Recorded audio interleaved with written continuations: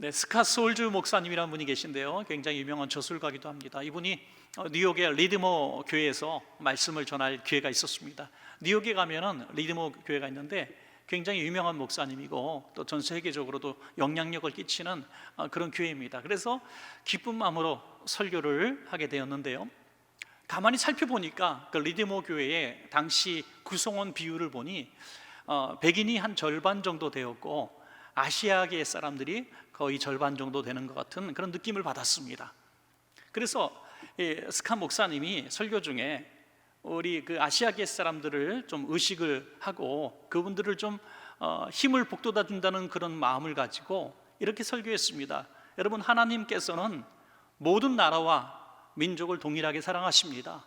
그래서 그 부르심에는 제한이 없습니다. 그래서 백인교회, 흑인교회, 아시아계 교회, 라틴교회 이런 규정들은 사실 없어져야 합니다. 왜냐하면 하나님의 교회는 하나이기 때문입니다. 그렇게 설교를 했습니다. 그리고 내심 흐뭇했죠.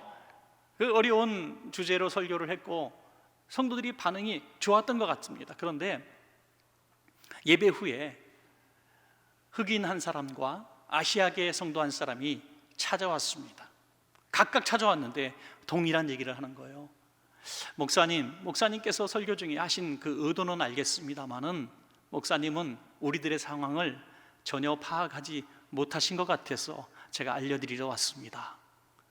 목사님은 우리를 의식하고 우리에게 용기를 주고 힘을 주려고 하신 의도는 압니다. 그런데 목사님, 그런 내용의 설교는 우리 아시아계 사람들, 흑인들에게 더 큰 상처를 줍니다. 더 큰 소외감을 주는 것을 아셨으면 좋겠습니다 라고 말합니다. 목사님 큰 충격을 받았어요. 분명히 아시아계 사람들을 위해서 그분들에게 힘을 주려고 이런 메시지를 전했는데 그것이 더 큰 상처가 되었다는 거예요. 그 상처를 이해할 수 없었다는 거죠. 여러분, 우리는 참으로 복잡하고 다양한 상처를 안고 살아가고 있습니다. 쉽게 규정할 수 있는 것이 아니죠. 경제적으로, 또 신체적으로, 신분적으로, 출생, 또 지식적으로, 외모적으로, 또 가족의 문제, 갖가지 문화적인 문제를 통해서 우리는 복잡하고 정말 알 수 없는 그런 상처들이 있어요.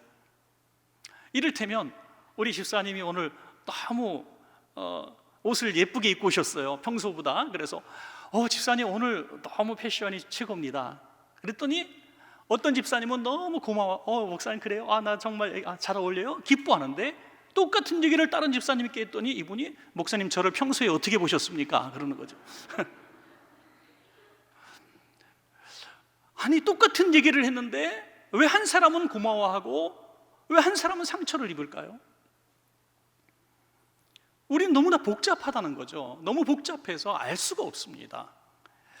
그 개개인에게 있는 상처는 어떻게 보면 우린 상처는 가시에 의해서 찔린다고 생각을 하는데 본질적으로 깊이 들어가 보면 남의 가시에 찔리는 것이 아니라 이 가시는 자기를 향해서 세워져 있는 것은 아닌가, 그런 생각을 해보게 되는 것입니다. 이 상처들을 우리는 어떻게 극복해 나갈 것인가, 이 약함들을 어떻게 은혜로 풀어나갈 것인가 하는 것은 우리의 숙제가 아닐 수 없습니다. 바울에게도 이런 약함이 있었다는 것이죠. 바울에게 있어서 가장 큰 약함은 육체의 약함이었습니다. 오늘 가시라고 했는데 육체의 가시가 자신에게 있다고 고백하고 있습니다. 육체의 가시는 말뚝이라는 뜻을 가지고 있습니다. 창끝이라는 뜻도 갖고 있고요, 자기 몸 안에 말뚝이 박혀 있다는 거예요. 드라큘라도 아니고 가슴에 말뚝이 박혀 있다는 거예요. 얼마나 고통스러웠겠습니까? 그래서 그 문제를 풀기 위해서 3번씩이나 하나님 앞에 간절하게 기도한 거예요. 그 능력의 종이 하나님 이 가시를 제거해 주십시오라고 3번씩이나 간절하게 기도했는데 하나님이 고쳐주지 않으셨다는 거예요. 이 가시가 무엇일까 우리는 정확하게 성경에 기록되어 있지 않지만은 짐작하기로는 아마도 눈의 문제가 아닌가 이렇게 생각하는 성경학자가 많습니다. 왜냐하면 바울이 그런 암시의 글들을 많이 썼기 때문이죠. 특별히 갈라디아 교회의 성도들에게 쓴 편지를 보면 여러분이요, 여러분들이 나를 사랑하셔서 내가 이렇게 눈 때문에 고생하는 걸 알기 때문에 여러분이 눈이라도 빼어서 나에게 주고 싶은 마음을 제가 알고 있습니다. 이런 이야기를 한 것이죠. 또 내가 큰 글씨로 쓴 것을 너희가 보았느냐라고 말합니다. 그러니까 글씨를 크게 썼다는 거, 시력이 점점 안 좋아졌다는 얘기죠. 그래서 아마도 이 눈이 약하기 때문에 그런 것은 아닌가, 이렇게 우리는 생각해 볼 수 있습니다. 어쨌든 그는 능력의 종 아닙니까? 성령 충만한 종이고, 심지어 그림자라도 덮이면 병이 떠나가고 귀신이 떠나갔다고 하는 것이죠. 그런 놀라운 사람, 신비로운 경험을 하고 천국을 보았고 그런 능력을 행하는 종이 어떻게 자기의 문제는 풀지 못했을까? 늘 근심이고 아픔이었을 거예요. 어떤 목사님이 늘 몸이 아프십니다. 늘 몸이 아파요. 건강한 모습을 본 적이 없어요. 늘 강단에 올라올 때도 힘이 없고, 조금만 과로하시면 그냥 하루 종일 쉬셔야만 합니다. 그러니까 성도님들이 그 목사님께 아픈 사람은 특별히 기도받으러 오지 않는데요. 심지어 어떤 분은 딸만 넷을 낳았더니 주례도 안 세웠다고 그래요. 네. 그 목사님 능력이 없어서 주례 받으면 우리도 아들 못 낳을까 봐. 요즘에는 그런 사상이 좀 없지만, 딸이건 아들이건 너무나 고마운 일이지만 전에는 많이 그랬지 않습니까? 이 목사님의 몸이 약한데, 얼마나 능력이 없으면 자기 아픈 것도 못 고치는데 무슨 기도를 받으러 가느냐, 그런 수근거림이 있을 수 있다는 거죠. 사도 바울에게 왜 그런 고민과 아픔이 없었겠습니까?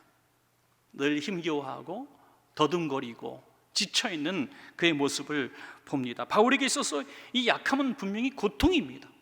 슬픔이고 뺄 수 없는 가시입니다.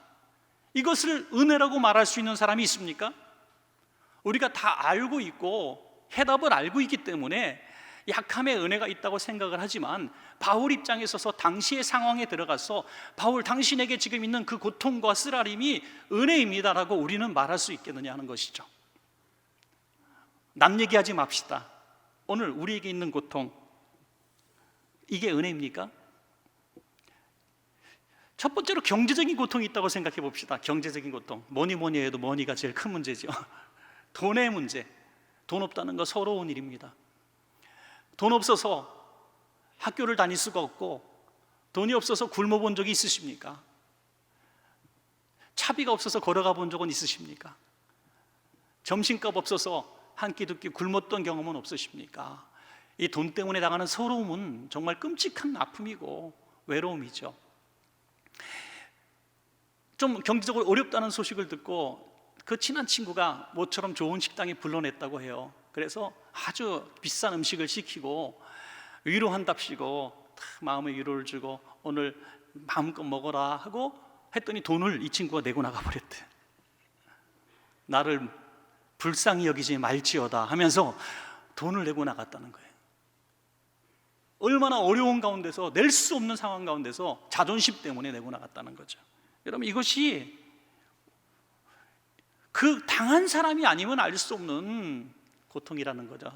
제가 들어가는 말씀에 잠깐 드린 것처럼 그 아픔의 이해는 아프지 않은 사람은 이해할 수가 없는 그런 복잡한 심정이라고 하는 것입니다. 특별히 몸이 또 아프다고 하는 거, 건강한 사람은 도무지 이해할 수 없는 것입니다. 제가 자주 체했습니다. 저도 굉장히 체기가 많아서 일주일에 한두 번씩 꼭 체기를 경험하고, 체기가 나오면 머리가 아프고 아주 하루 종일 고통을 받는 그런 모습을 많이 보였어요. 그런데 어떤 분이 저한테 불을 지르는 얘기를 하더라고요. 목사님, 체하면 기분이 어떤 거예요? 아니, 진짜 궁금하세요? 네, 저는요 한 번도 체해 본 적이 없어요. 이거를 어떻게 맞받아 쳐야 되는지 정말 알 수가 없더라고요. 병원에 누워서 아픈 사람한테 가서 왜 아프세요?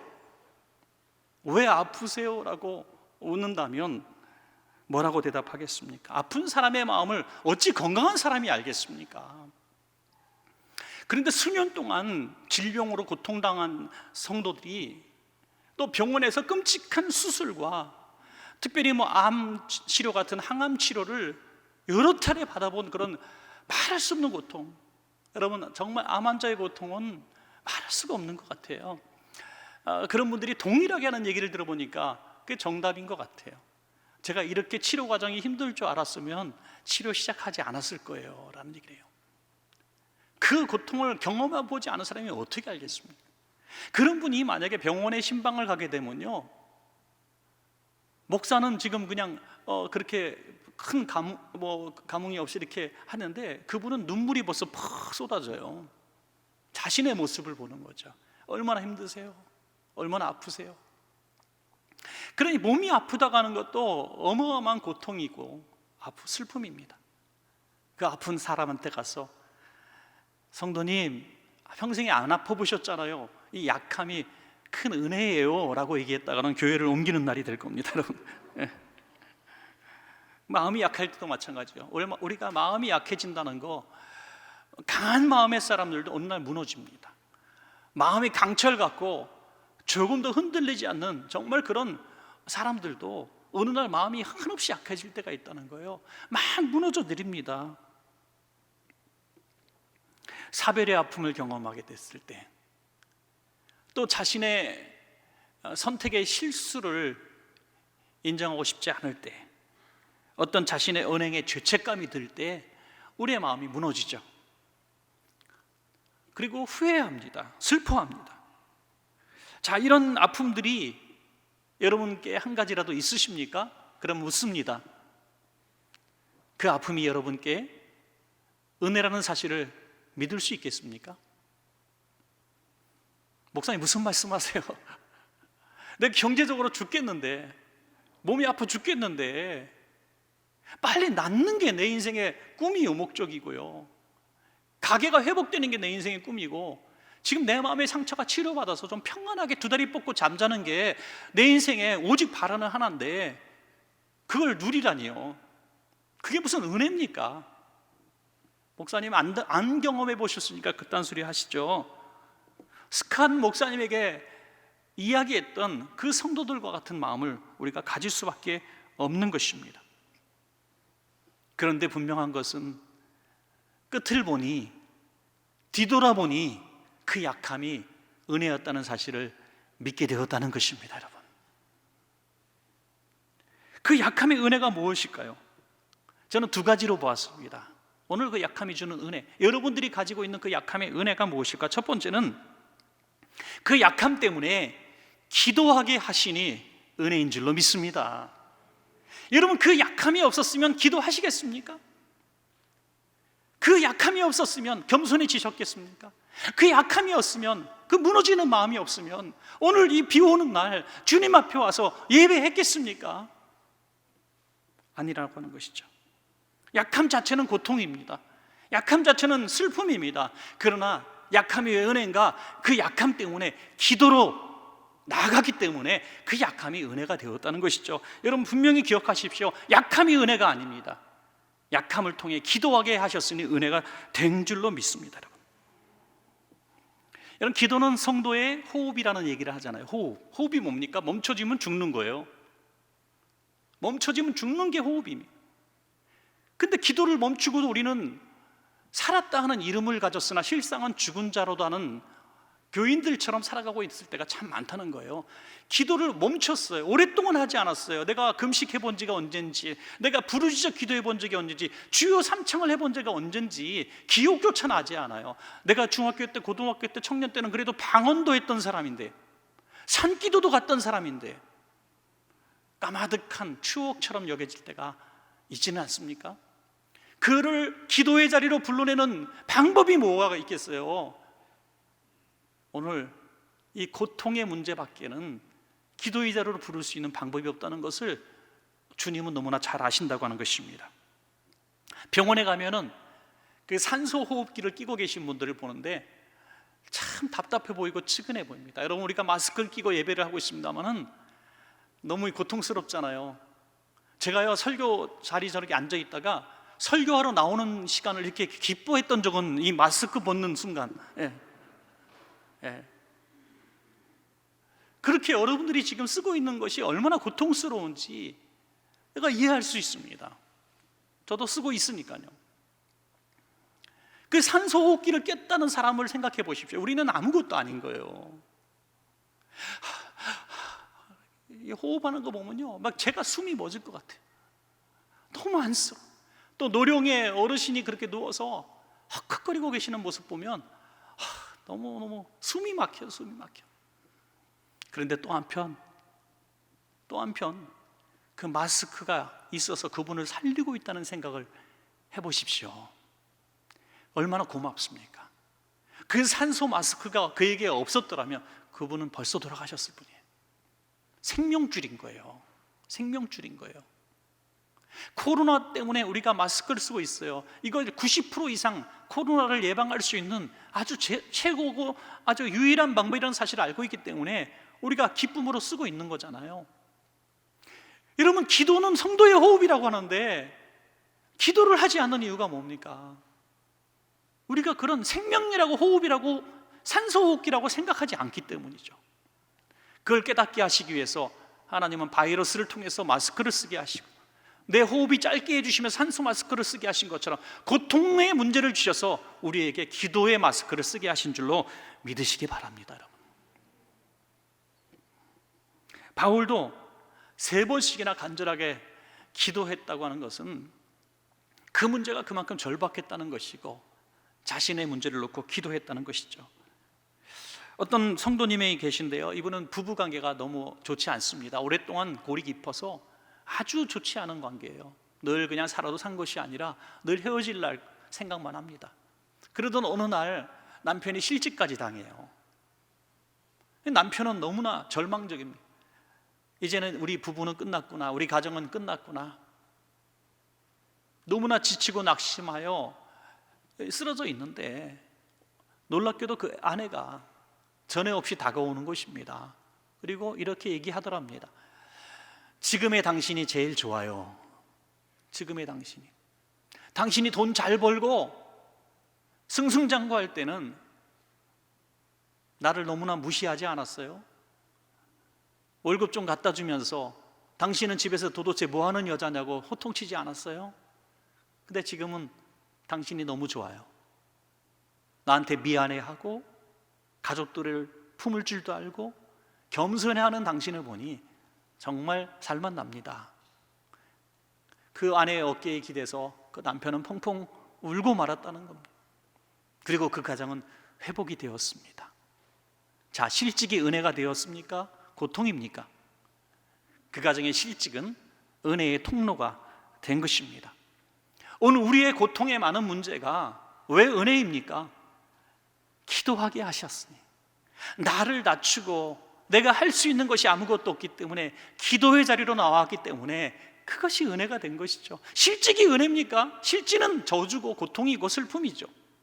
그러나 기도의 자리로 나오게 했으니 은혜가 된 것입니다. 여러분, 바울은 이 가시가 없었으면 얼마나 교만했을 사람입니까? 여러분, 너무나 잘 아시는 얘기예요.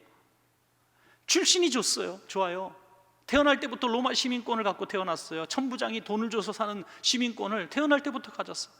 최고 학부 가말리엘 문화에서 자랐습니다. 공부했습니다. 그리고 율법으로 흠이 없는 바리새인이에요. 여러분, 여러 가지 모습 속에서도 그의 지식을 따라갈 수 없고 그의 신분을 따라갈 수가 없고, 더구나 신앙적으로도 바라볼 때 천국을 받고 부활하신 예수님을 만났고 큰 기적과 이사를 행하는 능력의 종이었습니다. 다른 사람 볼 때 얼마나 무시할 만한 사람입니까? 육신적으로 볼 때나 영적으로 볼 때나 흠이 없는 거예요. 여러분, 우리 가운데 그런 분이 있다고 합시다. 세상적으로 볼 때도 정말 보통 사람의 수준 이상 정말 흠이 없고 완벽해요. 그리고 영적으로도 너무너무 높아요. 영적인 은사가 말없이 많아요. 자, 그러면 교회에서도 11조 1등이요, 신앙적으로도 1등이요, 야, 저분 같은 분이 2명만 있으면 세상이 변하겠다 할 정도의 인물이 됐으면 이제 남은 것은 교만해지는 길밖에 없는 거예요. 천사가 교만해지니 사탄이 되는 것처럼 일순간에 넘어질 밖에 없어요.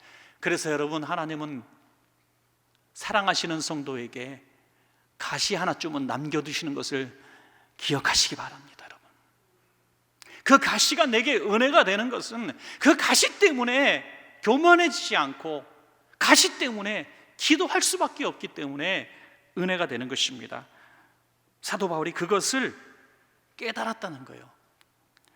여러분, 자동차에 여러 기능이 있잖아요. 자동차에 여러 기능이 있는데 정말 요즘엔 첨단 기능이 많습니다.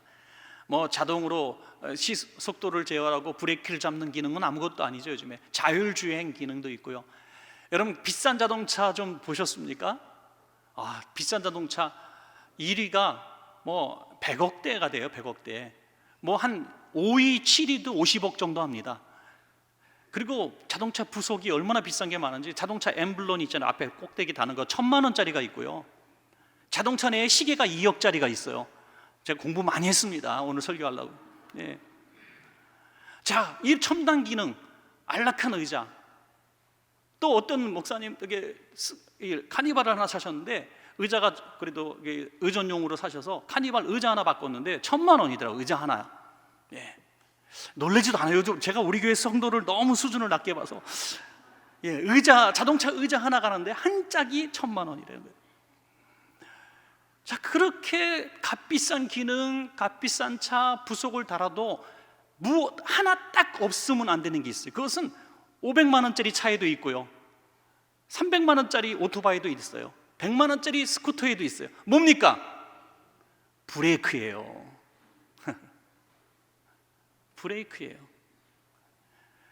100억짜리 차도 몇십만 원짜리 브레이크가 없으면 아무 소용이 없는 겁니다.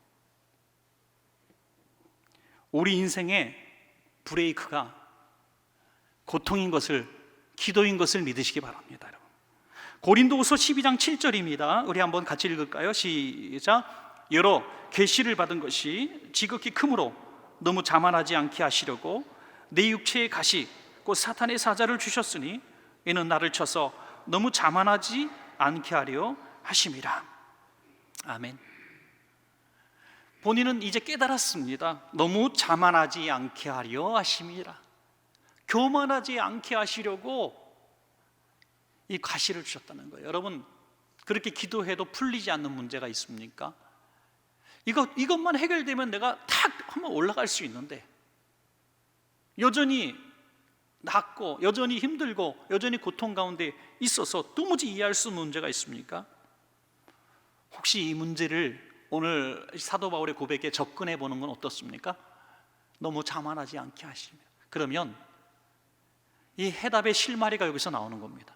우리가 겸손해져서 그 문제를 붙들고, 하나님, 이 문제를 해결할 수 있는 분은 하나님밖에 없습니다라고 나아갈 때 이 문제가 풀려질 줄로 믿습니다. 여러분, 아무리 쉬운 문제, 이건 당연히 풀려지는 문제, 이것은 시간이 해결될 문제, 내 인맥과 내 경험과 내 실력이면 시간이 해결해서 반드시 될 문제라고 생각하는 것이 안 풀렸다, 이건 나를 교만케 하지 않으시려고 하나님 묶어두신 문제가 아닌가, 그렇게 생각해 보는 것입니다. 브레이크를 꼭 잡고 계시는데 하나님이 이게 어떻게 달릴 수 있습니까? 겸손해져서 기도하신다면 하나님이 브레이크를 놓아주셔서 잘 달리는 차가 되게 해 주실 줄로 믿습니다. 여러분, 자, 마지막 두 번째로, 우리가 약함이 왜 은혜인가? 약할 때 강함을 주시니 은혜입니다. 여러분, 약할 때 하나님이 강하게 하시니 은혜이지 않습니까? 여러분, 약함이 은혜가 아닙니다. 우리가 계속해서 제가 강조하는 의도를 여러분 잊지 마십시오. 약함이 은혜가 아닙니다. 약함이 기도하게 하시는 은혜고, 약하니 하나님의 강함이 더해지니 은혜라는 것이죠. 하나님, 오늘 내가 병이 들었어요, 경제적으로 어려워요, 마음이 상했어요, 내가 은혜 받았어요. 그냥 정신이 약간 없는 사람이에요.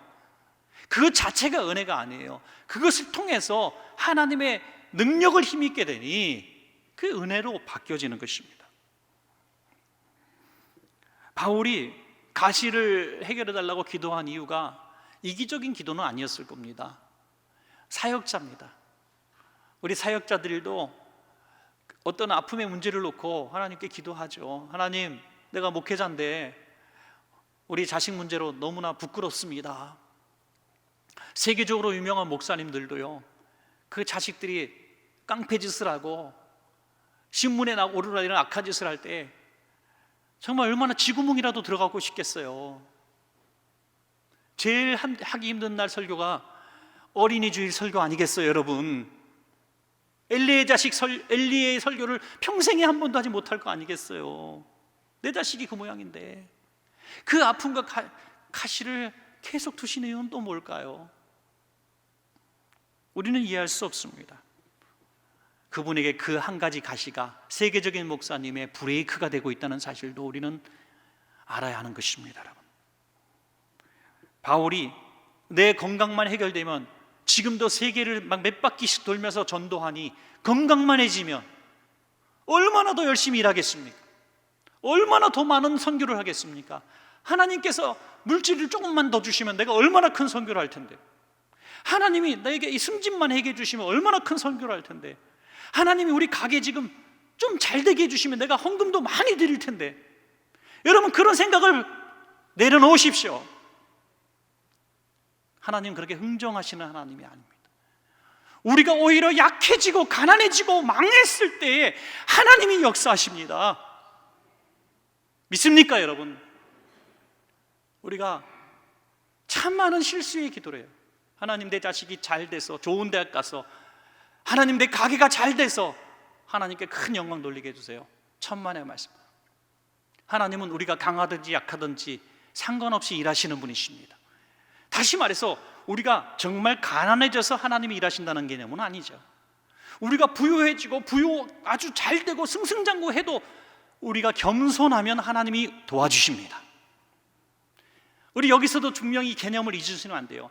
약할 때 강한다는 것은 내 실제적인 신분이 낮아지고 가난해지고 병들었을 때 하나님이 일하신다는 것이 아니라 내가 어떠한 자세로 하나님께 나아가느냐는 거죠.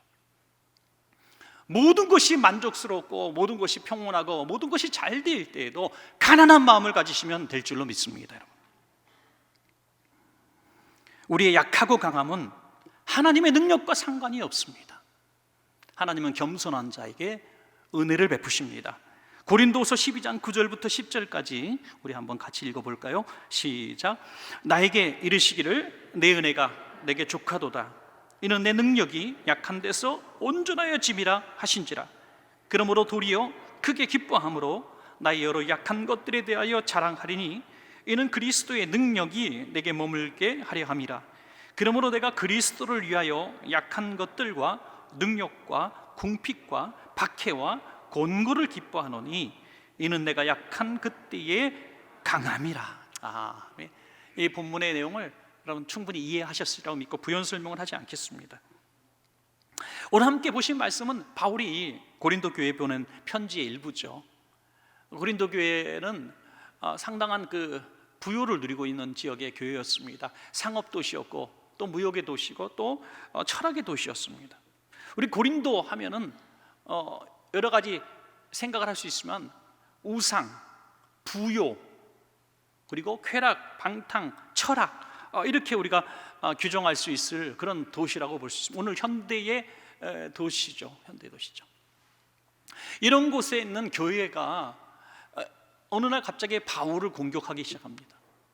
바울이 마음에 안 들었어요. 바울을 공격한 두 가지 이유는, 하나는 그의 외모 때문에 비난을 했다는 거예요. 아니, 당신은 글로 봤을 때 힘이 있고 좋은데 얼굴을 보니까 정말 별로네요. 비호감이네요. 비호감. 외모가 너무 초라하고 또 말도 그렇게 썩 잘하는 것 같지 않고 별 볼 일 없는 사람으로 보여졌습니다. 그리고 바울의 메시지가 이 철학의 도시에 사는 교회의 성도들에게 그렇게 큰 지적 만족을 주지 못하는 것 같습니다. 바울만큼 많이 아는 사람이 없는데 바울이 뭐 고상한 말, 철학적인 말을 사용하지 못했을까요? 아닙니다. 그러나 바울은 내가 그리스도의 십자가 외에는 증거하지 않기로 마음에 결심했다고 했습니다. 그가 전하는 오직 예수 그리스도 십자가, 보혈, 믿음. 그러니 이 철학에 있는 도시의 사람들이 마음에 감동이 없는 거예요. 좀 복잡하고 고상하고, 야, 이게 오늘 또 큰 깨달음이 하나, 오늘 인사이트이 있었어 하면서 좋아할 텐데 그게 없는 거예요. 매일매일 십자가, 피, 복음, 구원 이런 것만 하니까 지루해진 거죠. 여러분, 신앙의 연조가 깊어지고 내가 지식이 많고 내가 그래도 학문적으로 뭐 풍성하고 내가 논리가 좀 정연한 분들은요, 맨날 예수 십자가 복음을 전가하는 그 메시지에 좀 지루할 수도 있겠죠. 그래서 그걸 가지고 비난합니다. 그래서 색다른 말씀, 신비로운 능력을 쫓게 되죠. 그에게 바울이 준 메시지가 무엇입니까? 우리 마지막 한 절도 보겠습니다. 고린도전서 1장 22절부터 24절입니다. 시작. 유대인은 표적을 구하고 헬라인은 지혜를 찾으나 우리는 십자가에 못 박힌 그리스도를 전하니 유대인에게는 거리끼는 것이요 이방인에게는 미련한 것이로되 오직 부르심을 받은 자들에게는 유대인이나 헬라인이나 그리스도는 하나님의 능력이요 하나님의 지혜니라. 아멘. 어떤 사람은 기적만 쫓고 어떤 사람은 철학적 언변에 매료되는 이런 사람들이 있었다는 거죠. 그러나 우리는 우리를 위해서 십자가 지신, 십자가에 못 박힌 예수 그리스도만 증거합니다. 할렐루야. 이것이 교회의 본질이죠. 지난 7주 동안 끊임없이 우리 함께 은혜 나눴던 그 메시지가 뭡니까? 예수 십자가의 복음이 그리스도 교회의 본질이라고 하는 것입니다. 표적을 구하지 마십시오. 지혜와 철학을 구하지 마십시오. 예수 그리스도의 십자가를 간절히 사모하시기 바랍니다. 여러분. 한 가지 예화만 드리고 말씀을 맺겠습니다. 몇 해 전 여러분들 제가 다녀와서 한번 비슷하게 광고식으로 말씀을 드린 적이 있는데요. 미국에 제가 서부의 한 교회에서 집회했을 때의 이야기입니다. 그 교회는 제가 소개받아서 집회를 하게 되었었는데 상당히 문제가 많은 교회였습니다. 미국 서부에서 아주 가장 잘 사는 동네에 있는 그런 교회였습니다. 그 지역에서 가장 큰 교회였어요. 그런데 여러 해의 분열이 있었습니다. 새로운 담임 목사님 모시면 반대파에서 쫓아내고 또 이쪽에서 모시면 또 이쪽 파에서 쫓아내고 그래서 담임이 없는 상황이었습니다. 얼마나 골이 깊은지 두 파가 지도자들이 한 사람씩 있는데 예배당 중간을 비워놓고 양쪽에 쭉 앉아요. 얼마나 냉랭한 기류가 흐르는지 그런 교회에 여전히 대형 교회의 분위기는 갖고 있었어요. 부목사님이 5분이나 되고 대형 버스도 있고 큰 교회였습니다. 그 교회 가서 말씀을 3일 동안 증거하게 됐는데 굉장히 지적 수준이 높은 분들이더라고요. 거기에 연구소가 있고요. 굉장히 세계적인 회사들이 쭉 있는 그런 지역이었습니다. 제가 한 가정에 식사 대접받고 갔는데 젊은 분인데 연봉이 50만 불인가 그렇더라고요. 그러니까 그게 보통이래요. 그분 동네 사람 보통. 예. 그렇게 좋은 동네에 또 월급도 많이 받는 사람 이렇게 그런 데 가서 이렇게 같이 식사도 나누고 교제도 했습니다. 그곳에서 말씀을 전하는데 제가 무슨 말씀을 전하겠어요? 지적 만족에 꽉 차 있고 싸움 딱들이 돼가지고 눈빛이 초롱초롱하고 교회는 엉망진창이고 그 제일 컸던 교회가 500명 채 남지 않는 그런 교회 가서 무슨 메시지를 전하겠어요? 그냥 오직 기도하면서 그냥 쉽게 느껴지는 대로 말씀을 전했는데요. 마지막 집회까지 잘 끝났습니다. 주일 이제 낮 예배로 끝내잖아요. 미국 집회는. 쉬고 있는데 우리 한 장로님이 전화 주셨어요. 우리 소풍을 가는데 목사님 같이 오시죠? 그런 거예요. 그래서 담임 목사님도 없기 때문에 제가 같이 갔죠. 어떤 한 큰 넓은 공원인데요. 넓은 공원에서 이제 고기를 구워 먹는 거예요. 한국이나 거기나 똑같더라고요. 이제 불 펴놓고 이제 바베큐 파티를 하는 거예요. 그냥 큰 마을의 공원이라서 지역 주민들도 여기저기 많이 나와 있더라고요. 교인이 한 100명 정도, 어린아이 포함해서 한 100명 정도 이제 소풍을 나왔습니다. 고기를 잘 맛있게 구워 먹고 한국식 김치도 나누고 막 즐겁게 게임도 하고 뭐 공놀이도 하고 아주 신나게 놀더라고요. 이제 갈 때가 됐는데 한 여성도님이 아주머니가 오셔서 집사님인지 권사님인지 저에게 목사님 저 기도 좀 해주세요 하는 거예요. 그래서 무슨 마음에 아픈 문제가 있는지 모르겠지만 손 얹고 이렇게 안수 기도를 해드렸어요. 공원에서. 그러니까 좀 불편하죠 사실은. 손 얹고 어쨌든 안수 기도를 해줬는데 간절하게 기도했죠. 한 분이니까 제가 간절하게 기도했습니다. 눈을 딱 떠보니까 다음 사람이 대기하고 있는 거예요. 저 목사님 저도 기도해 주세요. 담임 목사가 지금 몇 년째 없어요. 그러니 기도 받을 기회가 없었잖아요. 그래서 또 기도 간절히 기도했어요. 기도하면 막 흐느끼고 어깨가 들썩거리고 눈물이 뚝뚝 떨어져요. 눈을 떠보니 어떻게 됐겠어요? 또 있어요. 여러분, 제가 조금도 거짓말하지 않고 1시간 이상을 기도했습니다. 교인 100명이 거의 다 기도를 받았어요. 나중에는 줄을 쭉 서서 기도받으려고 줄을 서서 대기하고 그 공원에 나온 사람들이 이게 무슨 일인가, 도대체 저게 뭐 갑자기 집회가 벌어졌나. 1시간 이상 땀을 흘려가면서 그 거의 모든 성도를 안수기도를 해줬어요. 그날 너무너무 행복했고 저 평생 잊을 수 없는 장외 집회가 이루어졌습니다. 그리고 얼마 후에 제가 연락 하나 받았는데 그 교회 장로님들이 저를 소개해준 목사님께 찾아가서 저를 담임 목사님으로 추천을 하는 거예요. 저를 좀 오실 수 없냐고.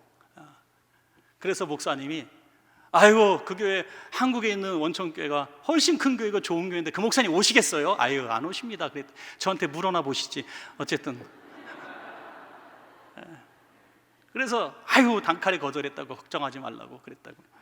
여러분, 제가 했던 집회가 수도 없이 많았지만 왜 그 집회에선 그런 유로 큰 은혜가 임했을까요? 그것도 설교 말씀 한마디도 하지 않았는데 왜 밖에서 노상에서 그것도 평생 잊을 수 없는 집회가 이루어졌을까요? 그것은 그들이 가진 고통과 하나님의 은혜가 만났기 때문이에요. 그들이 가진 고통이 없었더라면 그런 집회가 절대 있을 수 없고 그런 은혜가 있을 수가 없는 거예요. 제가 능력이 있어서가 아니라, 제가 특별한 사람이 아니라 누가 같더라도 그들의 고통이 하나님의 은혜를 불렀다는 거예요. 여러분, 가시도 나를 찌르지만 하나님을 찾는 것도 내가 찾는 거예요. 오늘 여러분의 가시가, 연약함이 가시로 남게 하지 마십시오. 그것을 은혜의 통로, 약함의 은혜를 누리는 방법으로 삼으시기를 축원합니다, 여러분.